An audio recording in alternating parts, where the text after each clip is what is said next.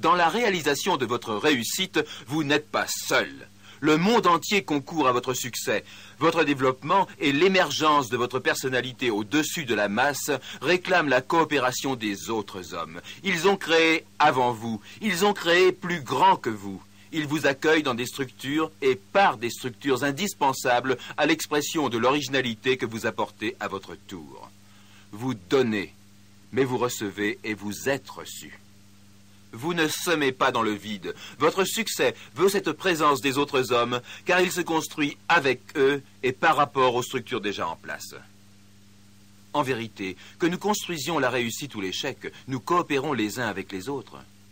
Hors d'une île déserte ou d'une prison abominable, nous ne pouvons répéter l'isolement de Robinson Crusoe et la limitation de son activité. Soyons donc reconnaissants de l'aide et la concurrence offertes par les autres hommes. Elles confèrent une valeur à notre action, elles l'encouragent.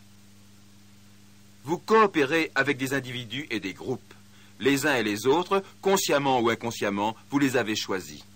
Environnement, partenaires, amis, collègues, ils sont un reflet de votre personnalité et d'un moment de votre vie tel que vous l'avez faite. Ils sont votre miroir magique.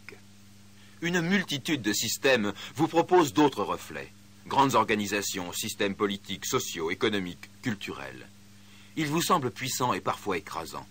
Même leur durée n'obéit pas à vos propres limites, car l'histoire de leur développement a souvent commencé bien avant vous. Elle se poursuivra probablement au-delà de votre présence. Et pourtant, de tels systèmes ne sont pas inébranlables comme un sphinx, car ils vivent. Ils se renouvellent constamment au gré de décisions et d'actions humaines. Vous-même les influencez quelque peu. Ainsi deviennent-ils votre propre création. Apprenez à vivre en bons termes avec eux. S'il le faut, réécoutez la cassette, jouez le jeu. Vous les influencez, mais vous ne sauriez probablement pas les modifier fondamentalement. Une fourmi ne détruit pas la fourmilière pour la reconstruire selon un plan original et personnel. Ne rêvons même pas d'une telle révolution, elle appartient au monde des chimères, et gardons-nous des discoureurs inutiles qui commencent leurs grands aveux d'impuissance par la formule rituelle. Le gouvernement devrait, ou le parti devrait, ou le syndicat devrait, ou le patron devrait, ou pire encore, on devrait. N'imitons pas les faux penseurs à la mode qui pondent ou font pondre chacun leur bouquin pour dénoncer les faiblesses du système et préconiser leurs solutions qu'ils n'appliqueront jamais.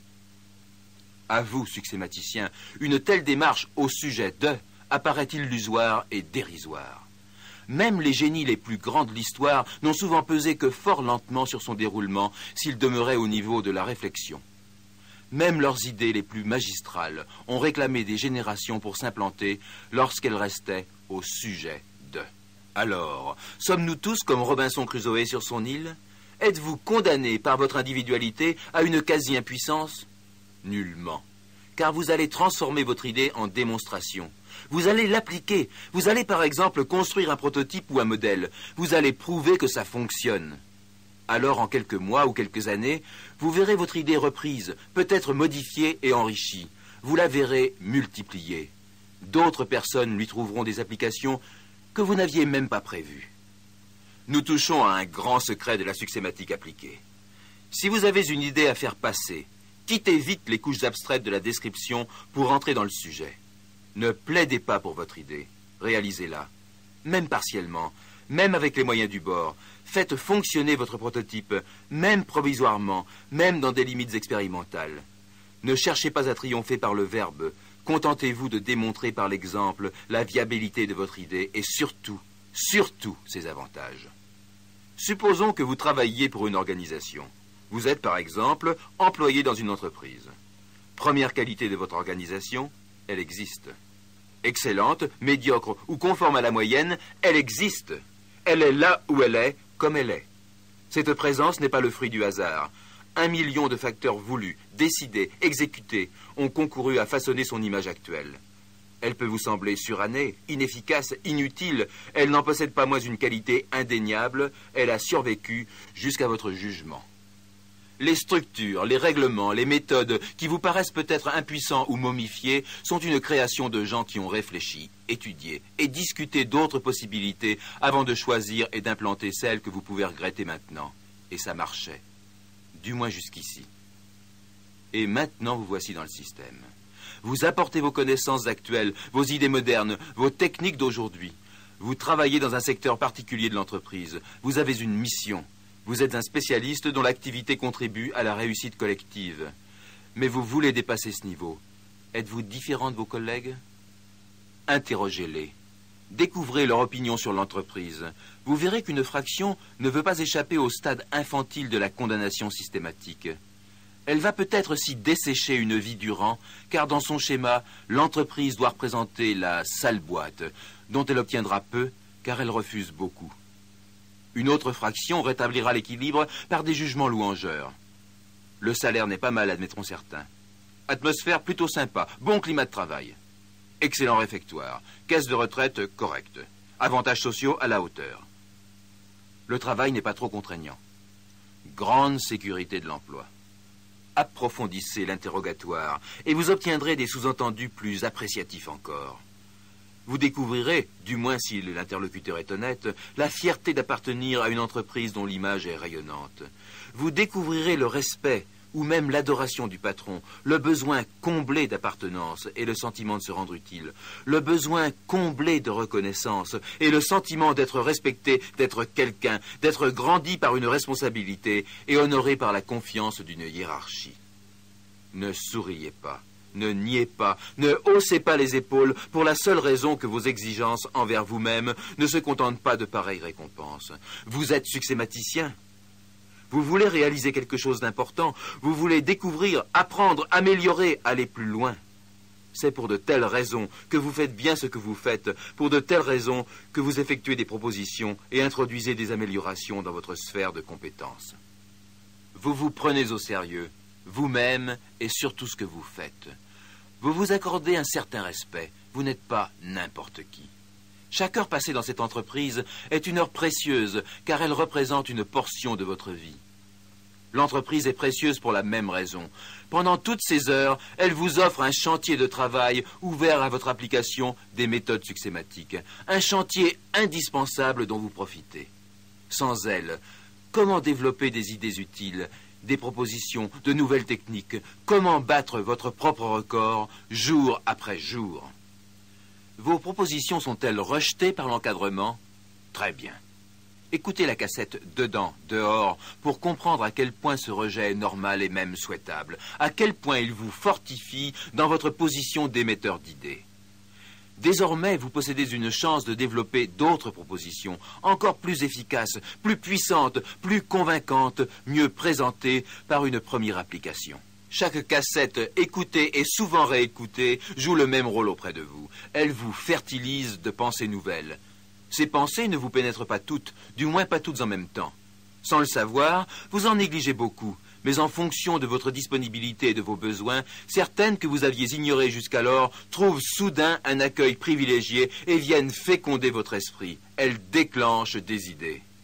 Notez ces idées et réalisez-les dans votre champ de compétences. Chaque idée nouvelle, développée en vous et réalisée, vous rend plus fort, plus sûr. Vous prenez confiance en vos capacités et l'assurance ainsi gagnée vient garantir le succès des autres idées. Vous êtes celui ou celle qui réussit. Allez plus loin. N'hésitez pas à devenir le champion de votre domaine, car un succématicien comprend la nécessité des premières places. Vivez cette succématique, non seulement pour vous-même, mais dans vos rapports avec vos collègues et vos chefs. Votre réussite personnelle se nourrit d'une attitude généreuse tournée vers autrui. Vous avez horreur du minimalisme des employés médiocres.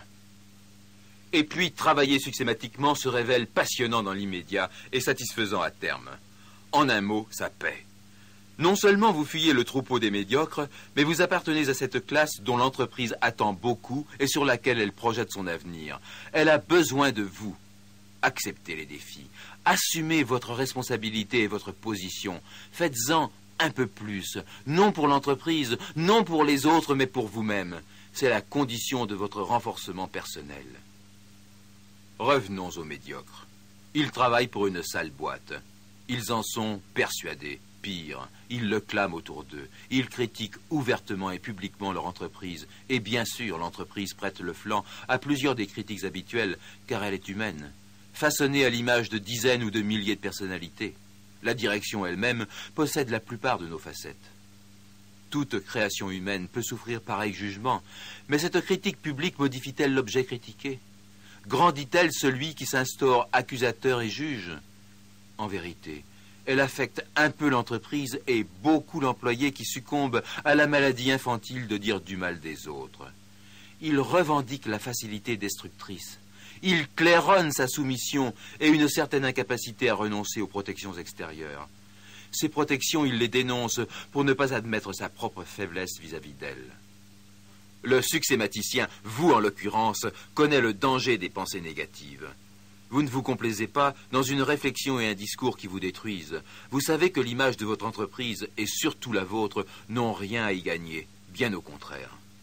Ce groupe de travail auquel vous avez librement adhéré représente, nous l'avons dit, un miroir de vous-même au passé et au présent. Vous avez décidé de travailler avec lui car il vous convenait, il vous complétait. C'est une organisation dont vous faites partie. Vous assumez votre choix, vous assumez cette liberté magnifique et permanente de rester. Liberté qui vous élève si haut, par-dessus les pleurnichards. Eux, ils détruisent, mais ne voudraient surtout pas partir. L'organisation choisie, vous pouvez même vous identifier à elle, car elle est un peu votre œuvre, et dans la mesure de votre participation, vous devenez un peu la sienne. Elle représente un cadre important de votre vie et l'un des tremplins où prendre appui pour votre développement.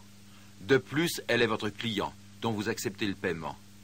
Pour cette raison, vous la défendez. Un autre client, votre chef. Pour lui également, vous refusez d'afficher votre jugement négatif, car vous savez la valeur relative des condamnations personnelles. Elles s'appliquent aussi fort à leur auteur qu'à la victime désignée. Celui qui s'époumonne à condamner son chef s'accuse avant tout de rester le subordonné d'un être condamnable. Et puis vous savez pertinemment que votre chef n'occupe pas son poste par hasard. Certaines qualités, grandes ou petites, l'ont désigné pour ses responsabilités présentes. Peut-être ne sont-elles guère visibles. À vous de les découvrir et de les faire valoir. Soutenez votre client. Ainsi vous préparez-vous à faire mieux que lui, ultérieurement, dans la même organisation ou dans une autre. Pour l'immédiat, il convient d'accomplir un travail, de résoudre des problèmes et de vous développer, de réaliser votre objectif. Vous n'y parviendrez pas en luttant contre les autres, mais bien au contraire, avec les autres. Ce libre choix et cette libre obligation de coopérer et de vous identifier à l'organisme qui vous emploie ne supposent certes pas un engagement à vie. Personne ne saurait l'attendre ou même le prôner, ni l'entreprise, ni la pensée succématique, ni vous surtout. Nous l'avons dit, rester dans l'entreprise correspond également à un choix. Votre dignité et votre réussite ne veulent pas que vous partagiez la dévotion de certains employés. Elles exigent simplement une loyauté absolue et dynamique, donc créatrice, pour la durée du contrat. Le jour où il devient impossible de vous impliquer ou de vous identifier, le jour où vous ne pouvez plus accepter les directives de votre encadrement, ce jour-là, votre entreprise perd son rôle de tremplin. Elle ne vous permet plus de bien travailler à votre succès ni au sien. Réfléchissez mûrement. Le temps serait-il venu de poursuivre votre ascension ailleurs? Semblables décisions se révèlent souvent difficiles. Vous devez abandonner le confort de certaines habitudes, renoncer à une impression de sécurité, renoncer à un environnement dont les agréments deviennent soudain plus évidents, renoncer à des collègues parfois charmants. Ne nous laissons cependant jamais enivrer par la manière agréable dont nous accomplissons notre travail.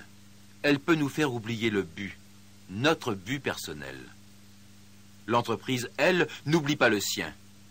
Il faut l'en féliciter. Les gens à l'esprit succématique sont assez rares et assez remarquables pour qu'elles tentent de vous dissuader. Peut-être par l'ouverture d'horizons nouveaux. Étudiez-les. Ils peuvent correspondre à la poursuite de votre objectif. Décidez en fonction de cet objectif. Vous seul êtes l'artisan de votre vie. Vous seul êtes responsable de sa route.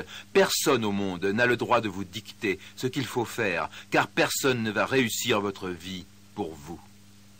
Goethe a dit, il faut faire de sa vie un chef-d'œuvre. Voilà qui est beau, grand et difficile. Voilà qui est nécessaire, car nous n'avons qu'une vie à réussir. Choisissons les organisations qui nous permettent de travailler dans cette direction, celle du but, celle du chef-d'œuvre. eux seuls importent. Si l'heure des différends sérieux arrive, ne luttez pas contre l'organisation. Changez. C'est une manière positive de lutter.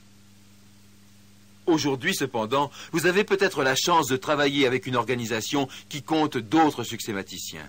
En ce cas, profitez au maximum d'une situation extraordinaire.